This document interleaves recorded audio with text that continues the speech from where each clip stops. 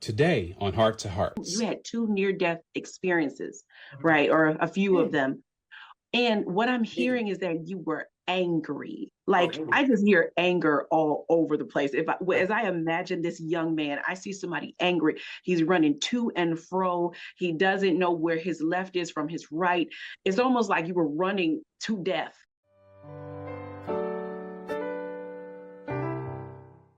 Drug abuse almost killed him before he turned his life around, and now he helps others overcome addiction. Seeing them get their lives back is mainly the cherry on top. But that's not where his story starts. Counselor Jessica Rae Bryant and my co-host Grace join me as we explore Dante Morgan's remarkable story. And my first question, how did you become addicted? So I didn't really have a male role model figure. I was raised around my mom. I got one older brother and four older sisters. I grew up in Oak Cliff, Dallas, Texas. And from a young age, like my dad left when I was 2. The only male role model I had up until 10 years old was my Theo Hardge, my mom's brother. When he passed away, I kind of grew resentment towards God. I was kind of like in a pity party, like, why did this happen? Why are you taking all the men that are significant? Why are you taking them away in my life? And I was molested by a man at the age of 11. And when I got into middle school is when the drugs came. It started with weed, smoking at the bus stop before the bus would pick us up. Later on, I had my first drink on the bus. We had some vodka and a water bottle. As time went on, like bars came in the picture, Xanax and ecstasy, like that's where my addiction originally came from until freshman, sophomore year, so on and so forth. But I'll get to that. Just to answer your question, that's where my addiction started. Were there things that you liked about using drugs and alcohol, or were they sort of just used to numb? I love the way it made me feel. I love the effects produced by drugs and alcohol. That's just the reality of it. Left to my own devices, I won't be able to stay clean. So I'm very thankful for where I'm at today. I love the effects produced by drugs and alcohol, but I also love the effects produced by helping one another. That's how I live my life today with sobriety and stuff. So, Dante, before we hop more into your recovery process, how was the drug use affecting your relationships? How was it affecting your everyday life and work and everything?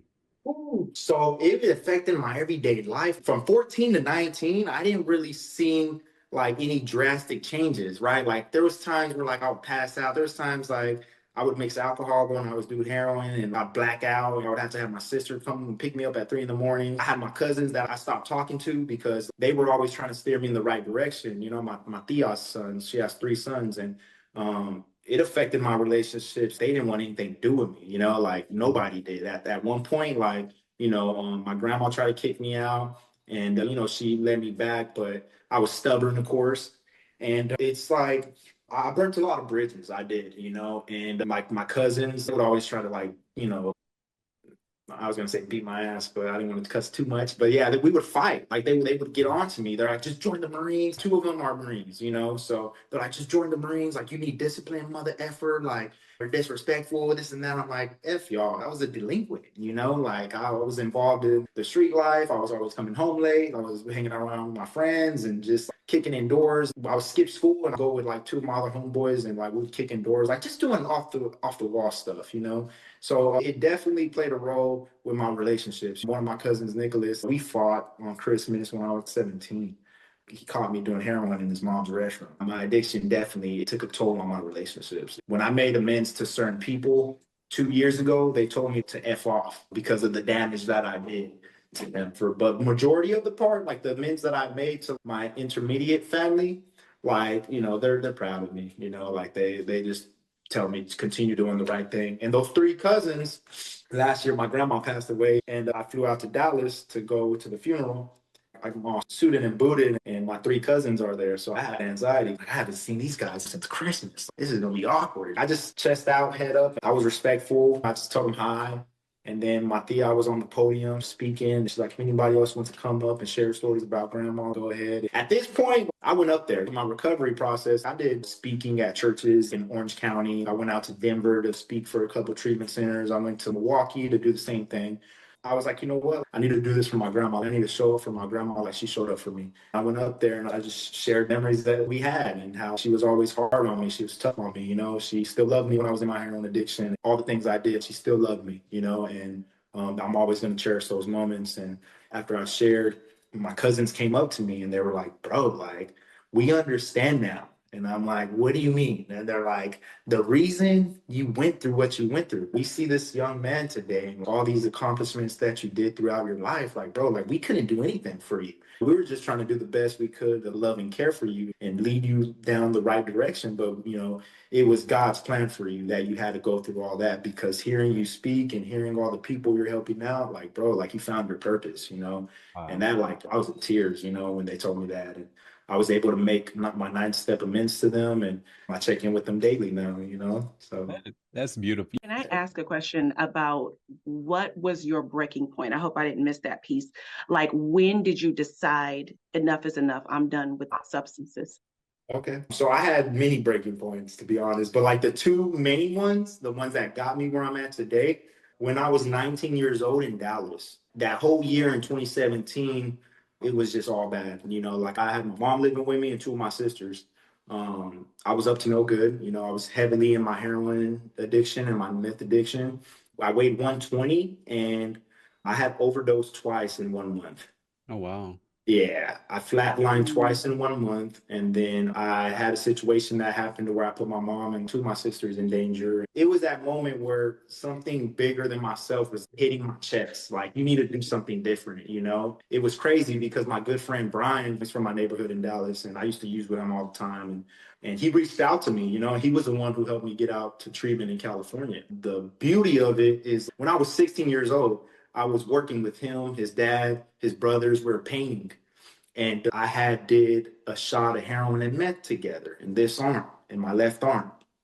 And it was in like 8:30 in the morning. I did the shot real quick. They picked me up. I went to the job site. We're painting, and my arm starts tingling. It feels weird, right? So I'm just like, okay, that's weird. I'm gonna just power through it. By noon, my arm is huge, like it's inflated. I told my buddy Brian and his brothers, "Is this normal?" They're like, "Bro, you gotta go home, dude." They sent me home early. I told my mom. My mom was devastated, but at the same time, she knew this is the same woman that came home to me at 14 years old, passed out on the porch with a needle in my arm. So, you know what I'm saying? She was just like, for me to come home and tell her what's really going on, she's like, let's go to the hospital. We go to the hospital and I'm there for 5 days. The first 2 days, they mark my arm to see if it's expanding more. By the third day, they cut into my arm. I ended up having an abscess, long story short. They cut into my arm, they drained it. And by the fifth day, they let me out. But just to give y'all an idea of where I was at in my addiction at that point in my life, the fifth day when they discharged me, I hit up one of my buddies that I used to use with. I'm like, hey, bro, they're letting me go. I need you to come pick me up, bring some dope, and bring a rig. And that same day, with bandages wrapped around my arm, I'm shooting up in this arm. Like, that's where I was at that point, you know, just broken. I was just broken. I was demoralized of how I was living, you know, like I just didn't have a purpose. When he hit me up years later, asking how I was doing, I was able to just lay it all on him. I'm like, bro, this is how it's going. When this happened, a month went by and I ended up having nerve damage in my hand. So my hand was hanging. And this is a moment where I was really scared, but at the same time, let me remind you, it wasn't scared enough to where I'm like, I need to stop. It's like, this is serious. What can I do?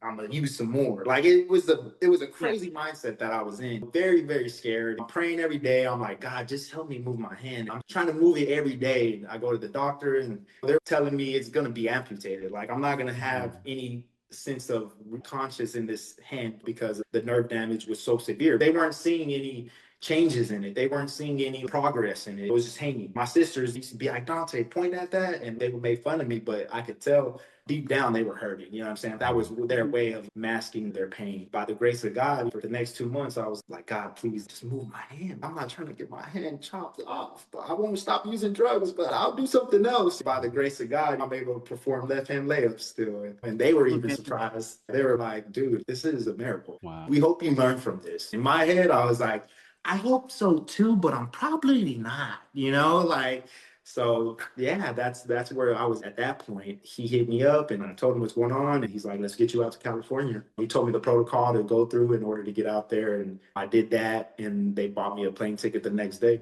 Dante, when we've talked from time to time, you always bring up your son. I'm always hearing you making plans. You see him on a regular basis. Yes, sir. I'm curious, does he play a part in where you are in life right now, in your decisions, in your Oh yeah, my decision makings, my future. Like there's no more me. You know what I'm saying? It's all about him. I need to be able to be there for him in everything. It's just what it is. He helps out a lot for sure. I love that kid to death. awesome? Yeah, he's a blessing, man. Like I wasn't expecting it. I think I told you, Terrence, it was crazy how I found out I had a kid in 2021. I was very busy managing like 3 sober livings, and I was on Tinder, and I was like, you know what, let me do a one night stand real quick. So me and this girl hooked up. It was a one night stand, and didn't hear from her for like 5 months until she told me. And I'm like, what? I was like, it's not mine. Just because I'm sober, don't mean I was still arrogant. I was still disrespectful, and I was like, get the F off my phone, and hung up on her. So then I got married in 2022, and she reached out to me. She's like, I have the kid, he's yours. And I'm like, you need to leave me alone. I just got married. As time went on, things were happening in this marriage in my life. A lot of challenges. My ex-wife, she was a severe alcoholic. I found this out later on down the line. It led to me ending up in jail on false charges. I had my face scratched. I had my arm scratched. I was over here thinking, it's a marriage. I'm supposed to make this work. At the same time, I wasn't thinking of myself. I wasn't thinking, I don't deserve this. None of that came to me towards the end of the marriage. I was like, what am I doing? I didn't get sober for this. I ended up leaving last year, the beginning of January, December of 2023, going into 2024, January. I had separated from my ex-wife the first time, and I was getting child support letters. So I'm like, you know what? Let me go take care of this. So I went to take care of this. This was in November, and then leading into December is when I got the results back. It was 99.9% mine. Even my mom said, you didn't need to take that test. I could just look at the picture and it's yours. He's yours. He's your son. So I always thought that was funny. But when I found out, I told my baby mom, I was like, hey, can I sell you 2,000? What can I do to help? Can I meet him? I started seeing him, and we talked about what was needed. And we were still like this because there was a lot of past emotions of how she felt. And I told her that leading up to where we're at now. In the beginning, I was like, I get it. Like, you're mad at me. I was an asshole. Like, you have every right to be mad at me. And I can't really say anything to make up for that. All I can do is do action. All I can do is show you. And that's what I've been doing. And it's getting to the point now where I'm about to have him for a week at a time because of the fact, like, she put me on child support in the beginning. I was paying it. Then we got into it. Then she didn't let me see him for 5 months. So I took her to court and got my rights back. We had this conversation like, hey, listen, we got to make this work for Milo's sake and for our sake. We got to co-parent as best as we can. I don't want to be with you or anything, but I do respect you as a mother, as a person, and this is just what needs to be done. I didn't have my dad in my life, and I'm not going to put my son through that. So that's my motivating factor. I'm going to be the best dad in whatever I do with him. That is awesome. I'd really like to go back to Jessica's question. I know you talked about flatlining a couple times and making the decision to come to California. Was there a specific point where you said, hey, I have got to change. I can't keep doing this? Is there a point that helped you to make that decision?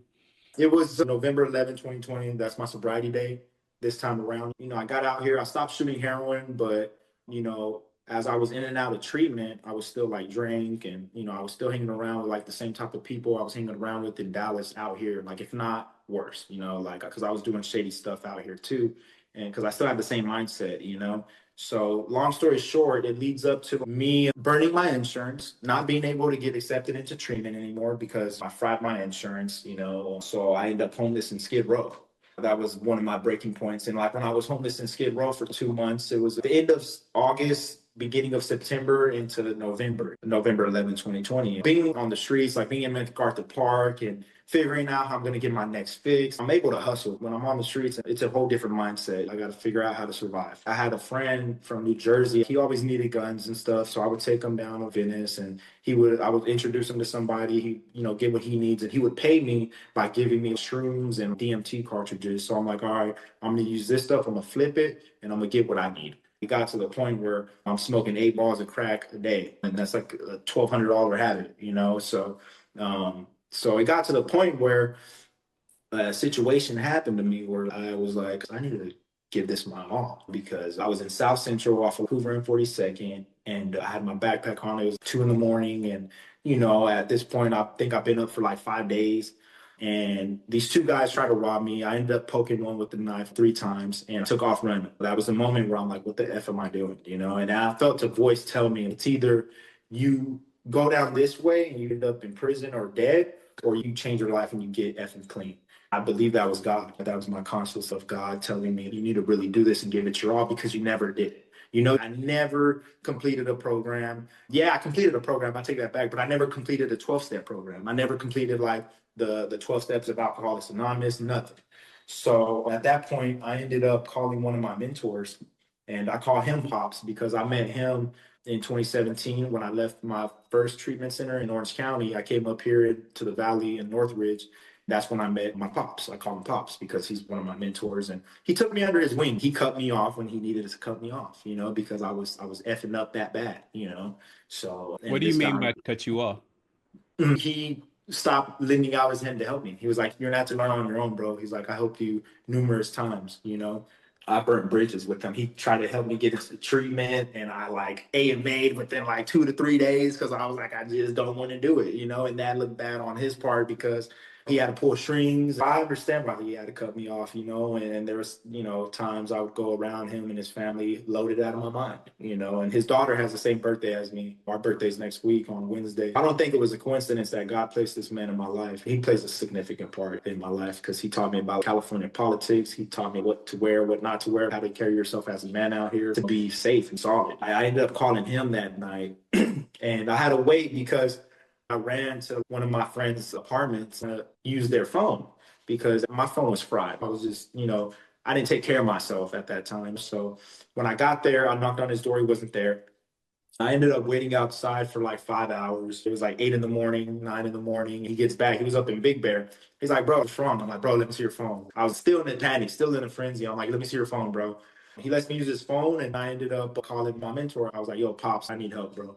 He's like, "You sure this time, mother effer?" He's like, "This dude's all tatted up. He got 13 years clean. He did 15 years in prison." So I look up to this dude. His deliverance is the type of guidance that I need, you know, in all honesty. So he's like, "You sure this time, mother effer?" I'm like, "Yeah, no, I'm dead serious, you know." I'm Yeah, like, "I to need a cuss you out scholarship." to get your attention. Hmm. Yeah. So I'm So like, you I had need. two, I'm sorry, I just wanted to ask, you had two near-death experiences, right? Or a few of Mm, them. And what I'm mm. hearing is that you were angry. Oh, Like angry. I just hear anger all over the place. As I imagine this young man, I see somebody angry. He's running to and fro. He doesn't know where his left is from his right. It's almost like you were running to death, but you didn't know it. You were getting yourself in situations where you could perish any minute. Was there a conscious drive on the inside of you, something you were specifically angry about that was driving your behavior and your character? Mm. I didn't know what direction to go in my life because I didn't have the proper male role models. So that festered up in me so much that I had to use. If I was to forgive these guys and let go of my drug addiction, it would take away the fire I had inside. So that's why I was very hesitant about getting sober too. So it was kind of like the dopamine. You said you would die inside, or it would take away the fire. So you would probably just resort to depression or not doing anything at all. So the drug almost provided you some relief And and some ability, or kind of like it felt like a security. superpower. Yeah. Yeah, like a cape or something that you would put on. Yeah. Mm. Most Yeah, and definitely. I would definitely say that's the dopamine. That Mhm. was false, of course. You know that at this point, right? Yeah. Yeah, it was just a Definitely. high. And that's what they mean by they feel high. Mhm. But what would happen to you if you ever had a period where you didn't use? Maybe like, I don't know how many days you'd gone. What would happen to you? I would think about it. Like you're talking about like in the past, like of Yeah. course, okay, yeah, I would be fixated on the thought because I didn't have the proper tools to like navigate out of that, right? Like I didn't know what to do. I was not just supposed to like continue thinking about it until I use again. You know, like I felt a very sense of discomfort. Like I felt unease. I felt really like a lot of anxiety. That's how I felt when like I would go through periods of times that I didn't use, you know? So like I was like, I have to get it. There's no other way. I made it happen. You know, there was times that's why I had to think about it because I'm like, there wasn't really any times that I went for a period without using because like I was at a point where I'm like, I'm gonna make it happen. I'm gonna get what I need to feel good. That played a role for sure. Yeah. Drugs were a survival mechanism. Whenever your brain feels so good, it wants to keep doing the same thing over and over again. No matter what the addiction is, it's going to seek out that same feeling. And that's actually a survival mechanism. Like I said, at some point, you're not having a conscious thought of, I had no male role models. There was nobody in my life.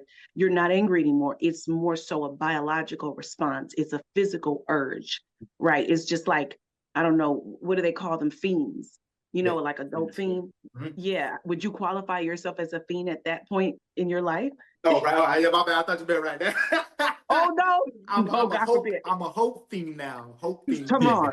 I heard that. At that point, though, yeah, I was definitely a dope fiend. Like, it got to that point. Yeah. Especially like before I left Dallas too. Like I was just considered a cheesehead, like because the heroin out there, it was tar, but we made it into a powder form.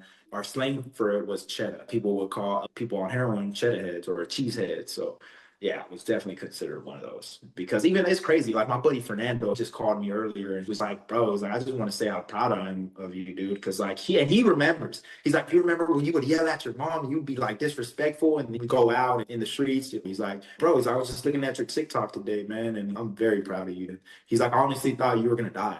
He's like, "I accepted that and I had to leave you to it." And I'm like, "No, dude, I get it." So when he called me and just, told me that, it was like a reminder from when, like, how it was in Dallas. Because in Dallas, it was bad.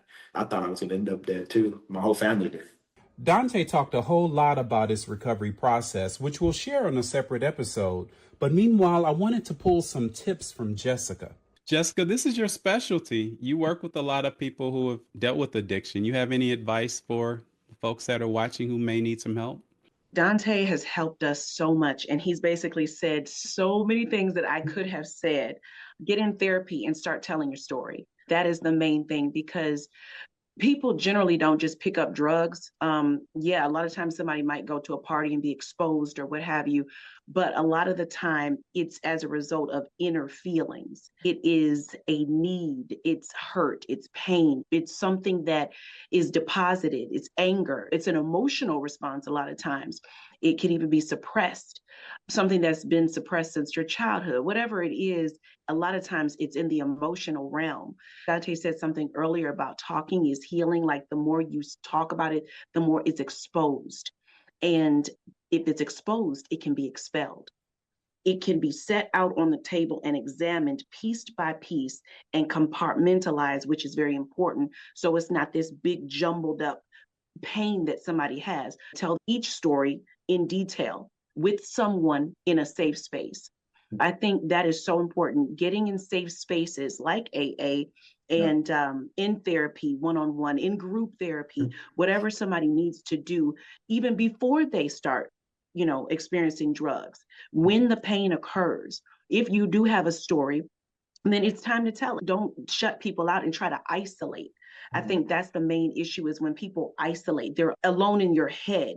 The idle mind is a devil's workshop, right? When the mind is idle, when the body is not productive, but sitting there thinking, it gives time for suggestion, right? And when those voices start speaking, somebody wants to run from them. Remember what happened to you. And then the images are playing, like he said, suicidal, homicidal thoughts. So if you're not going to you're not going to kill someone else, then you may want to harm yourself. And drugs is self-harm. Yeah. Right, Dante? Would you agree with that? Yeah, most definitely. It's a slow suicide. It's a slow suicide, and it's like, it's no better time to get clean, because there's so many deaths going on. Like I'm losing so many people. Like they say, buy a suit in recovery because you're going to go to a lot of funerals. It's true. You see a lot of people come and go. So if you have an opportunity to get clean right now, do it for sure. And like you said, we all have a story. I always love that song by Naomi Banks from Maverick City, The Story I'll Tell. That song says it all. There's no reason that you went through what you went through. Like, you went through what you went through so you could be able to share that, And if you don't share that, I'm gonna be honest, like, it's pretty selfish, because your story can have the trajectory to like change someone else's life. Sure. If you keep that from them, it's being selfish. So if you think of it like that, don't be afraid to share it. Don't be afraid to be viewed differently. Who cares? If someone views you differently, if you're being vulnerable and honest, that's all that matters. That is so true. Dante, I just want to thank you for joining us. Your story has been so inspirational. Yes. I appreciate that. Yeah. It's all God's will, you know, not mine. So I'm grateful I had the opportunity to come on here and just, you know, speak a little truth. That's it. Share Praise my God. life, man. Yeah, that's what we're here for. So anytime you ever need me, you got my number. Awesome. Thank you for sharing your light and sharing your heart with us. You're welcome.